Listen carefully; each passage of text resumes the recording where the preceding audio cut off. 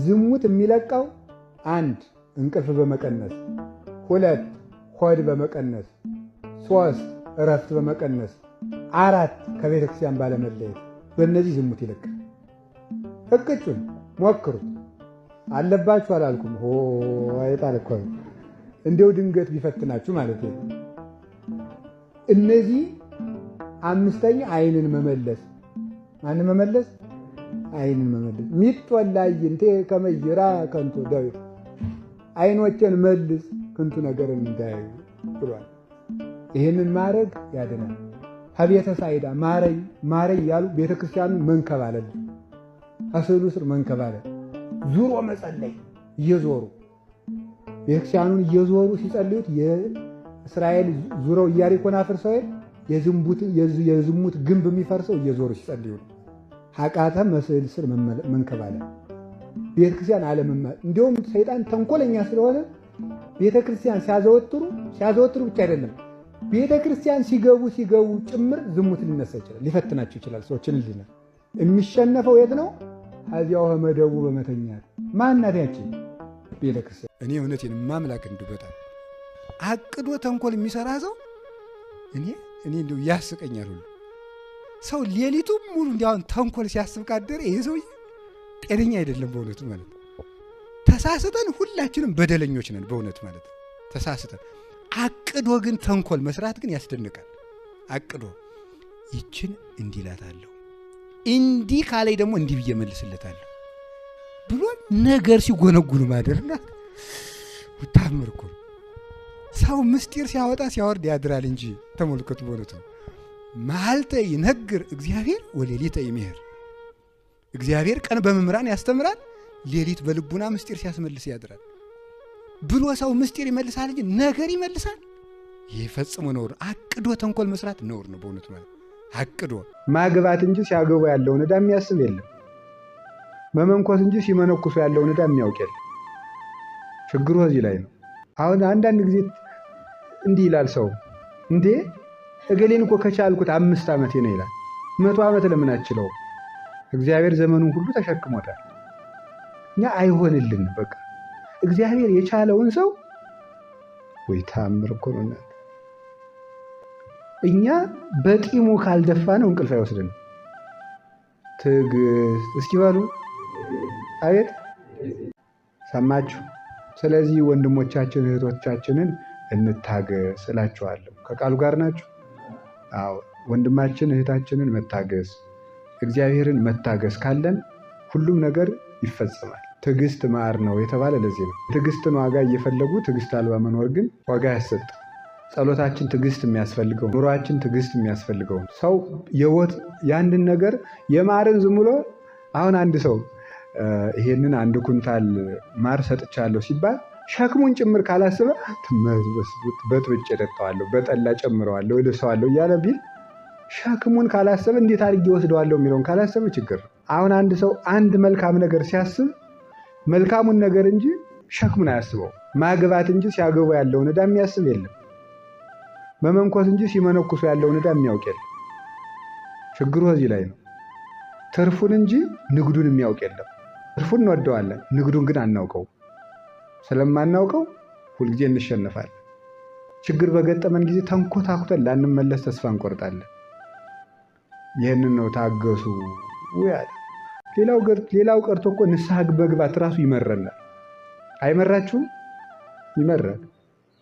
በአንድ ኃጢአት ላይ ሰው 4፣ 5፣ 6፣ 7 ጊዜ ንስሐ ከገባ ይመራዋል። እግዚአብሔር ያንን ንስሐ መስማት ሳይሰለቸው እኛ ቀድመን እንሰለቻለን። መናገሩ ይሰለቸናል። ይህም ትዕግስት ማጣት ነው።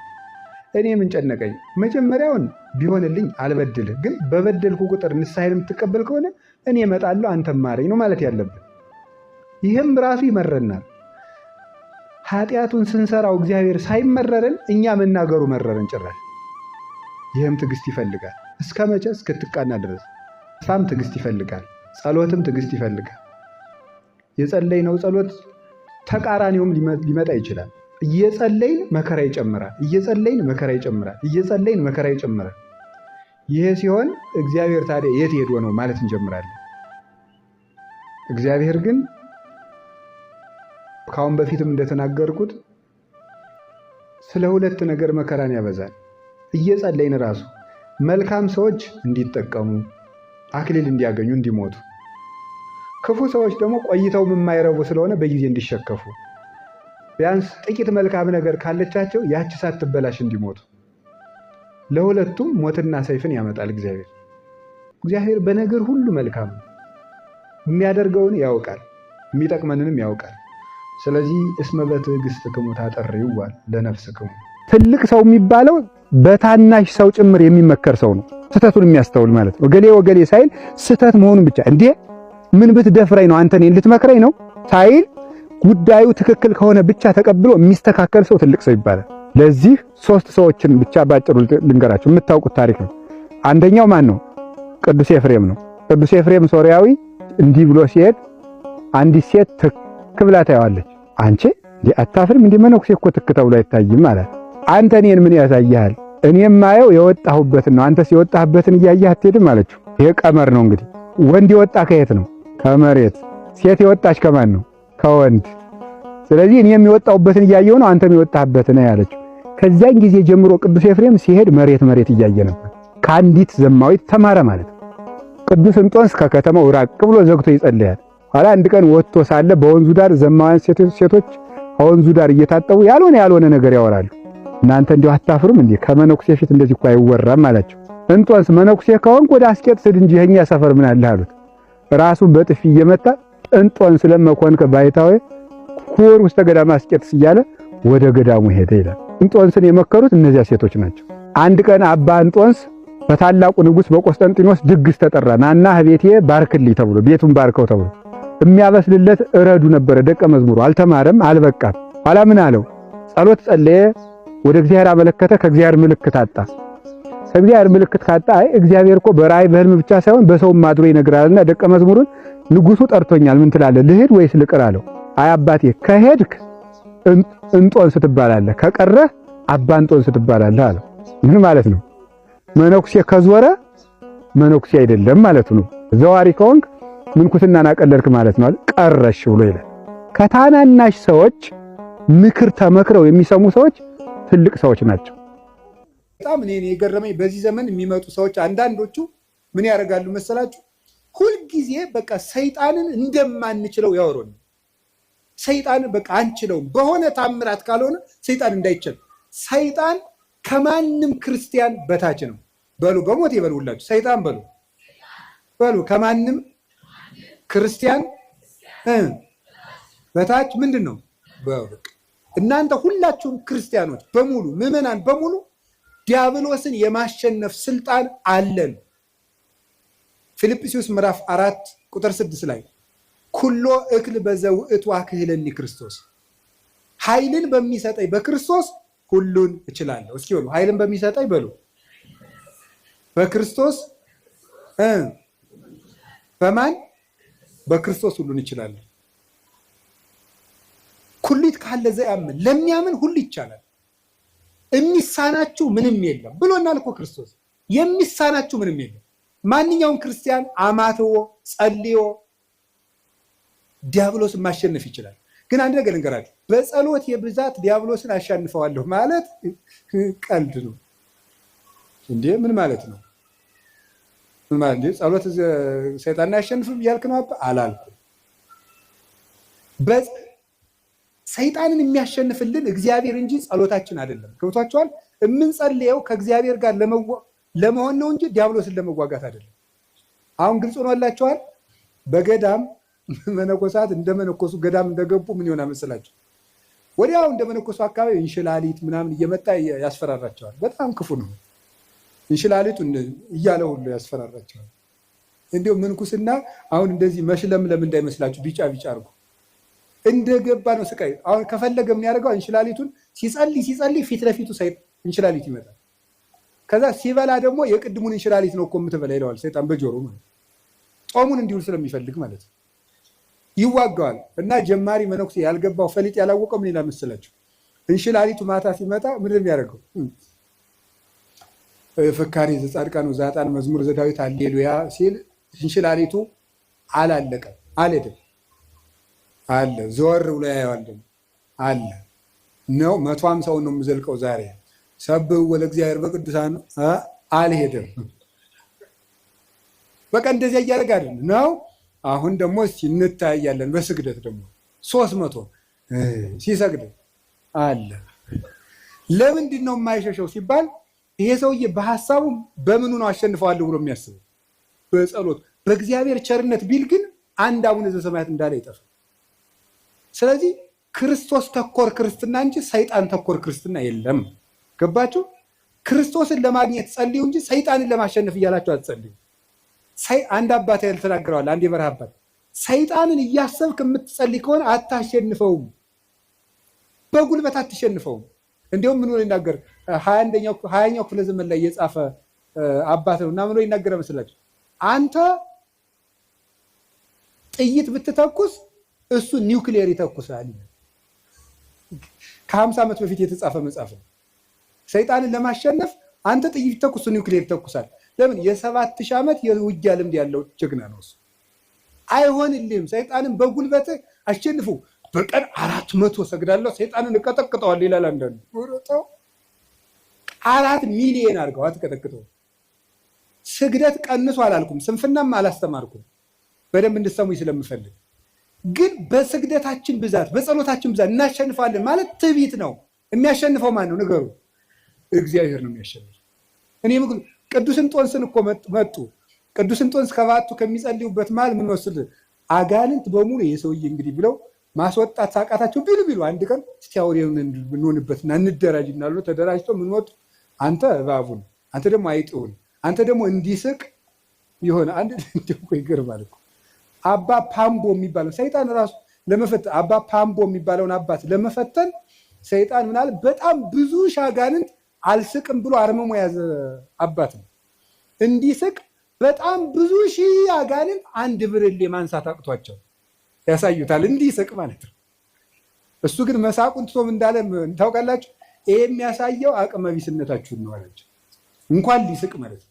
ሰይጣን በማሳቅም በምን ስልቱ ብዙ ነው። ወደ እንጦንስ ሲመጡ ዘንዶ ሆኖ ይመጣል፣ እንደ እባብ የሚያፏጫል። አስባችሁታል መመናን? ዘንዶ ቢመጣባችሁ ዘንዶ ብዙ ሲሆን ከዛ ደግሞ እባብ ቢመጣ ከዛ ደግሞ ጊንጥ ቢመጣ እንደገና ነብር ቢመጣ እንደገና አንበሳ ቢመጣ እንደገና ጅብ ቢመጣ አይጥም ቢመጣ ኧረ እኔ ራሱ አይጥ ራሱ አሁን ሌሊት አሁን አይጥ መጣ ደህና ናችሁ ብትል አታስፈራ? ያ ሁሉ እንደ ሰው እየተነጋገረ እያፏጨ መጣ። እንዲህ እኮ ይገርማል እኮ። ምንድን ነው ያላቸው? ይሄ የሚያሳየው አቅም እንደሌላችሁ ነው አለሱ። አቅም ቢኖራችሁ ኑሮ ለእኔ እኮ አንዱ ጅብ ይበቃኛል። አቅም ስለሌላችሁ ግን ብዙ ናችሁ መጣችሁ። ይሄ አቅም የላችሁም፣ ግን እኔ አቅም የለኝም ክርስቶስ ይዋጋችሁ እንጂ ሲላቸው ሁሉም ብትን ብለው ጠፉ። ክርስቶስ ይዋጋችሁ እኔ አቅም የሌለኝ ሰው ነኝ በማለቱ ማለት ነው። ስለዚህ እግዚአብሔር ይርዳን ነው እንጂ ተመስገን። እኔ እንደው አንዳንድ ደጋግ ምዕመናን ራሱ ሳገኛቸው ተመስገን ይሄው 5 ዓመቴ ነው መቁጠሪያ ቆጥራለሁ፣ አብይ ጾም ጾማለሁ፣ ሰይጣንን እየቀጠቀጥኩት ነው። እሱ ነው እየቀጠቀጠ ያለ ጌታ። እንደዚህ ማለት በራሱ መቀጥቀጥ እኮ ነው። እውነቴን እኮ ነው። ሰይጣንን ተመስገን ነው እየቀጠቀጥኩት ነው አይባልም። ሰይጣንን የሚቀጠቅጠው ማን ነው? ምን አለ? እግዚአብሔር አምላከ ሰላም ይቀጥቅጦ ለሰላም ታይተ እገሪክሙ። የሰላም አምላክ እግዚአብሔር ሰይጣንን ከእግራችሁ በታች ይቀጥቅጠው ብሏል። ሮሜ 16:16 ላይ ዲያብሎስን በጉልበታችን አናሸንፈው፣ በእግዚአብሔር ቸርነት ግን እናሸንፈዋለን። ስለዚህ ዲያብሎስ ከኛ አቅም በታች ነው፣ በእግዚአብሔር ቸርነት እችላለሁ በሉ። እንትን ካልሄድኩ ሰይጣን አይወጣም፣ እንትን ካልሄድኩ እንትን ሰይጣን አይወጣም እያላችሁ እንደዚህ አትበሉ። ዲያብሎስን ዓለምን የሚያሸንፈው እምነታችንና ከክርስቶስ ጋር መኖራችን ነው። ጌታችን ኢየሱስ ክርስቶስ እውነተኛ ብርሃን ነው፣ ዲያብሎስ ደግሞ ጨለማ ነው። ብርሃን ደግሞ ጨለማ ባለበት አይኖርም። ወደ ብርሃን ፊታችንን እንዙር። ዲያብሎስ በእኛ ላይ አቅም የለውም እና እጃችሁን አትስጡ። ማንም ሊጫወትባችሁ አይገባም። የጠራ ዕቅድ የጠራ ህይወት መኖር ግን ፈልጋችሁ እንዲሁ ክርስቲያን ባትሆኑ እንኳን ጾም ሰውነት ነው እንምላችሁ። ወደ ጽድቁ እንመጣበታለን። ጾም ሰውነት ነው። ወደ ጽድቁ ቅድም ነግሬያቸዋለሁ። እግዚአብሔርን የሚያስመስል ጾም ሰውነት ነው። ሰው መሆን ከፈልጋችሁ ጾሙ። አውሬ መሆን ከፈለግ ብላ 24 ሰዓት። እንስሳ መሆን ከፈለግ እንደ እባብ እንኳን እኮ ይጾማል። እባብ 40 ቀን ይጾማል። በቀን 3 ጊዜ የሚበላ ሰው እንስሳ ነው።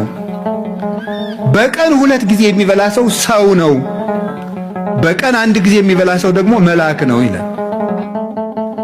እግዚአብሔር ሰዎች አሁን ሰው መብልን እየቀነሰ ሲሄድ መልአካዊ ባህሪውን የሚሰለጥነው የሚያቅደው ነገር የሚያምር ሰው የማይጎዳ ሀገር የሚጠቅም ራሱን የሚያሳድግ አይምሮ ሁሉ ደብዛዛ አይደለም፣ ስል ነው፣ የተሳለ ነው። አሁን እኮ ይገርማል። ሰው ማሰብ ስላቆመ ክሪቲካል ቲንኪንግ ስልጠና ይባላል። ምኑን ያስበዋል? ሰው 24 ሰዓት እየበላ ሰጥሟል እኮ። እንዴት አድርጎ ያስብ? አውቆ ማሰብ አቁመን እኮ ነው ራሱ እየተበላለን ያለው። እንድናስብ ራሱ መጾም አለብን። አይምሮአችን እየበላ ማሰብ አይችልም ነው የምላችሁ። እኔ እውነቴን ነው። ሐኪምም ካለ እዚህ መጥቶ መከራከር ይችላል። ሰው ዝም ብሎ እየበላ ቁጭ የሚል ከሆነ ማሰብ አይችልም። ደሙ ያለ መጠን ይመላል። የደም ዝውውር የሞቀ ነው። እንደዚያ ባለ ቁጥር ደግሞ ዝሙት ይሰለጥንበታል። የሚያስበው ምኞቱን ብቻ ነው። ትክክለኛ ሐሳብ ማሰብ አይችልም።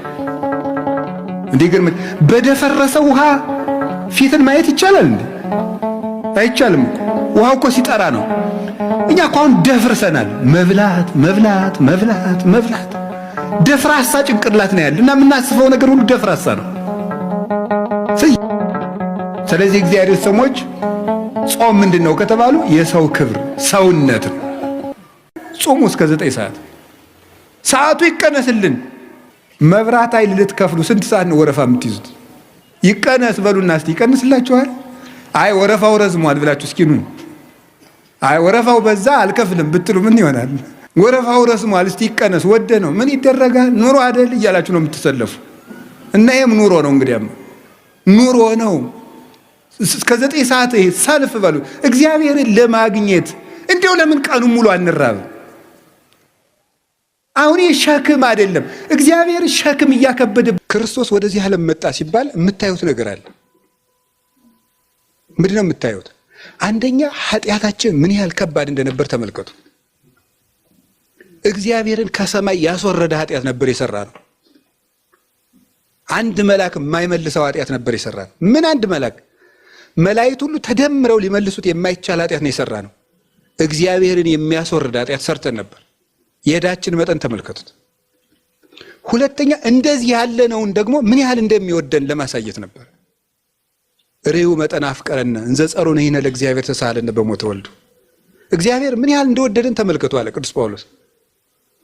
ጠላቶቹ ነበርን እኮ ግን ወደደን ያለ አኮ በአምጣነ ጌጋይነ ዘኮነና ሐሳበ ጸጋሁ ለእግዚአብሔር። የእግዚአብሔር የመረረቱ የቸርነቱ ብዛት መጠን እንደ በደላችን መጠን አይደለም የሆነብን። ስንጠላው ወደደን፣ በልጁ ሞትም ታረቀን። ይኸውላችሁ ኢየሱስ ክርስቶስ ወደዚህ ዓለም በመምጣቱ የነገረን ይሄንን ነበረ። ከካህሊነቱ ይልቅ ፍቅሩ ነበር የቀደመበት። እንደ ግድ የለሽ ንጉሥ እና ምን ላርጋቸው ይሄን አድርጌላቸው ነበር እማይል ወይም ደግሞ ደግ ንጉሥ እንደ ደግ ንጉሥም አይደለም ክርስቶስ። ደግ ንጉሥ የተጎዳውን ሀገር ወይም የተጎዳውን ሰው ልኮ ከተራበ እንኩ ቀል እርዳታ ስጧቸው፣ ከተራቆቱ እንኳን አልብሷቸው፣ ቤታቸውን ገርፍ ከወሰዱ እንኳን መስሪያ ስጧቸው ይላል። ወራሪ ከመጣባቸው ሰራዊት ይልክላቸዋል። ክርስቶስ ግን አንዱን መልአክ ቢልከው ይችላል። ሄድና ፍታው ቢለው ይፈታዋል። ሲኦልን ሄድና በርብርሃና ቢለው ሚካኤልን ቢልከው ይችላል። ገብርኤልን ቢልከው ይችላል። ሰራዊተ መላእክትን ቢልካቸው ይችላል። እሱ ብቻ አይደለም፣ ማንንም ሳይልቅ ያለበት ቦታ ሆኖ ተናግሮ አይደለም ቢያስብ ራሱ ከሲኦል መውጣት እንችላለን። ይውጡ ብሎ ዝም ብሎ ቢያስብ ማለት ያን ግን አላደረገው። ከካህሊነቱ ይልቅ ምኑን ማሳየት ነው የፈለገው? ፍቅሩን ማሳየት ነበር የፈለገው። እንደዚህ እንኳን አርጋችሁኝ እወዳችኋለሁ ማለቱ ነበር። እስኪ በሉ እንደዚህ እንኳን አርጋችሁ ይበሉ። ምን እላችኋለሁ ለማለት ነው የመጣው? እወዳችኋለሁ። ፍቅሩን ሊያሳየን ነው የመጣው። በመንግስቱ ላይ ተነስተንበት እኮ ነው። ሰርቀነው እኮ አይደለም። ሰርቀን አይደለም እኮ ዋሽተን እኮ አይደለም። የሰራነው በደል እኮ በምኑ ላይ ነው የተነሳ ነው እንዴ?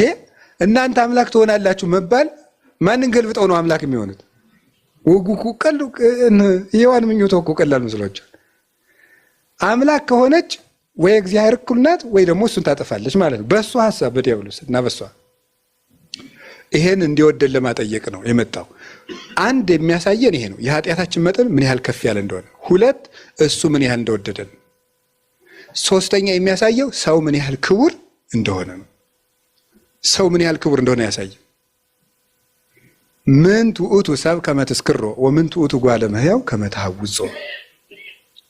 ሰውን ሰው ሁነ ስጋ ለብሰህ በምሕረት ትጎበኘው ዘንድ ሰው ምንድን ነው? እንዲሁ ሰው ምንድን ነው? አንተ ሰው እንድትሆንለት ሰው ምንድን ነው? ቸርነትህ ነው እንጂ ማለት ነው። ቅዱስ ዳዊት ይሄን ነበር ያለ መዝሙር 8 ላይ። ሰው ምንድን ነው? አንተን ሰው ያደርግሃል? እንደው ቸርነትህ ነው እንጂ ሰው እንድትሆንለት እንደው ሰው ምንድን ነው? ሰው ክቡር ነው። የቅዱስ ዳዊት አንክሮ ነው፣ ጥያቄም ነው። አንክሮው ሰው ምን ያህል ክቡር ቢሆን ነው አንተ መጣ ምን ያህል ክለት ማለት ነው። አንዱ ፍቹ የሞት ክለት ነው። አንተ በአንተ ደም የተገዛ ሰው ምን ያህል ክቡር ቢሆን ነው እንደማለት ነው። ኧረ ሰው ምን ያህል ነው? ይገርማችኋል እኮ አንድ ሰው ሀብታም ቢሆንና ምን ያህል ቢወዳችሁ ምን ሊያደርግላችሁ ይችላል? በግ ሊያርድላችሁ ይችላል። ክርስቶስ በግ አይደለም ያረደ፣ የገዛ ስጋውን ነው የሰጠን፣ የገዛ ደሙን ነው የሰጠን። ዘወረደ ማለት ይሄን ነው። እኛን ሊያድነን እንዲህ ብሎ ከሰማያት ወረደ።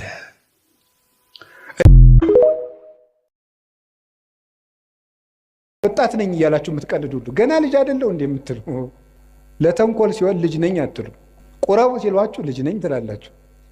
ኃጢአት ሲሆን ልጅ ነኝ አትሉ። ኧረ ይሄ ልጅ ነኝ ገና ቆይ ይሄን አትስጡኝ ትላላችሁ። ግጥም አድርጎ ለመብላት ልጅ ነኝ የሚላል፣ እንዲሁም ትንንሽ ነው ብዙ የሚበላ።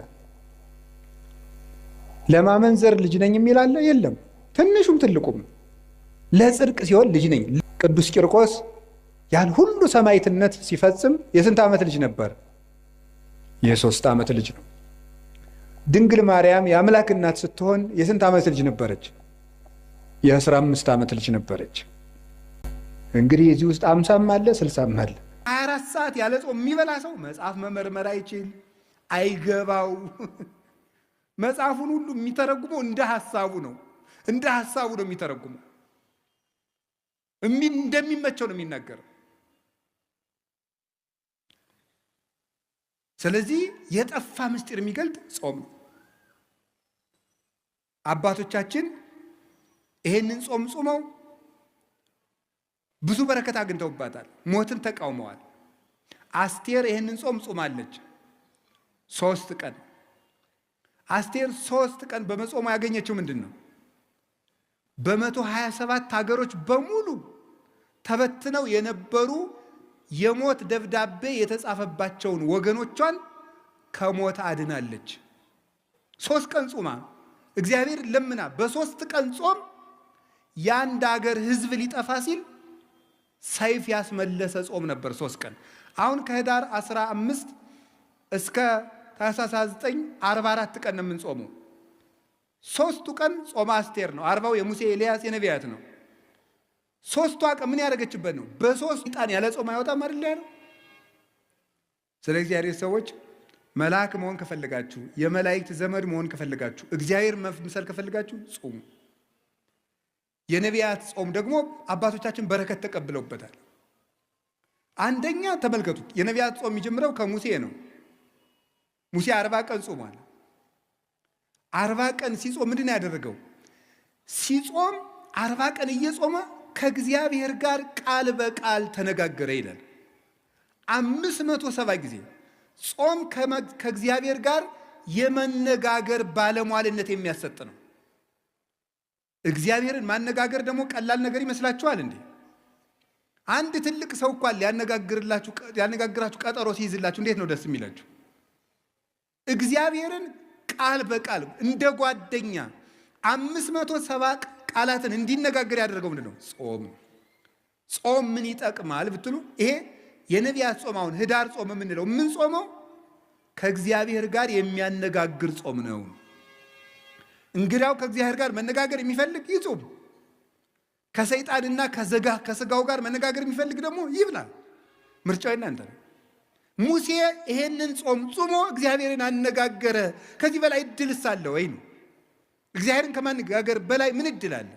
እግዚአብሔርን ለማነጋገር 100 ዓመትስ ብንራብ እግዚአብሔርን ማነጋገር እኮ የነፍስ ጥጋብ እኮ ነው። እግዚአብሔርን ማየት፣ እሱን መስማት። አጸም ዘይነብበኒ እግዚአብሔር አምላኬ እስመ ውእቱ ይነብብ ሰላም ለሕዝቡ።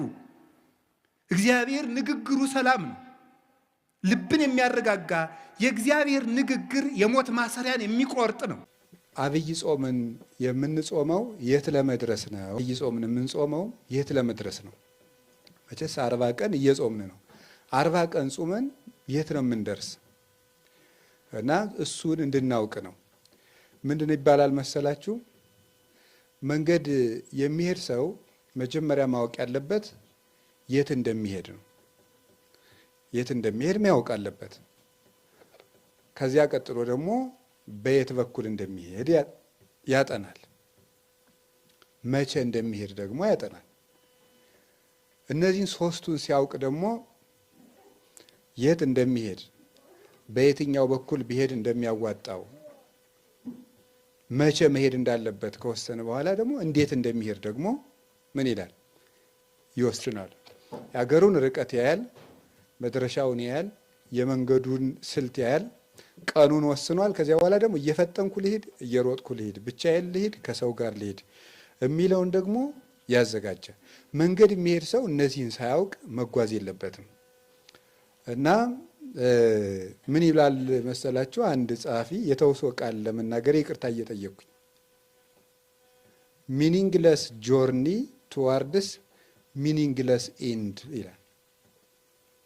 ምን ማለት ይመስላችኋል? ትርጉም የሌለው ጉዞ ትርጉም የሌለውን መጨረሻ ያመጣል። ትርጉም የሌለው ጉዞ ትርጉም የሌለውን ምን ያመጣል? መጨረሻ ያመጣል። ወይም ደግሞ ትርጉም የሌለው ጉዞ መጨረሻውም ትርጉም የለውም። መጨረሻው የሚያምረው ጉዞ ሲታወቅ ነው። ያላወቁት መንገድ ካወቁት ሀገር አያደርስም። ካወቁት ሀገር የሚያደርሰው ባወቁት መንገድ ይሄዱ እንደሆነ ነው። የሚኬድም የምንሄድበት ዓላማ ሲሄድ ነው። ወይ ቃል እንሰጥ፣ ወይ ቃል እናመጣ፣ ወይ ልንኖር፣ ወይ ሰው ልናደርስ፣ ወይ የምናገኘው ነገር ሲኖር ነው። ዝም ብሎ መጓዝ የነፋስ ጉዞ ነው፣ ወይም የውሃ ጉዞ ነው። ውሃ ሂዶ ሂዶ ሂዶ ሂዶ ለራሱ የሚጠቀመው ነገር የለም። ነፋስ ነፍሶ ነፍሶ ነፍሶ ምንም ነፋስን እንደመጎሰም ነው ያለው ቅዱስ ጳውሎስ። ስለዚህ ነው ትርጉም የሌለው ኑሮ መኖር እጅግ አስጨናቂ ነው። ስለዚህ ስንኖር ለምናደርገው ነገር ሁሉ ለምን እንደምናደርገው ግንዛቤም አይምሮም ዓላማም ሊኖረን ይገባል። አብይ ጾምም ዓላማ ያለው ጾም ነው። ለምንድን ነው የምንጾመው? ምንድን ነው? የት ነው የምንደርሰው? ጾመን የት ነው የምንደርሰው?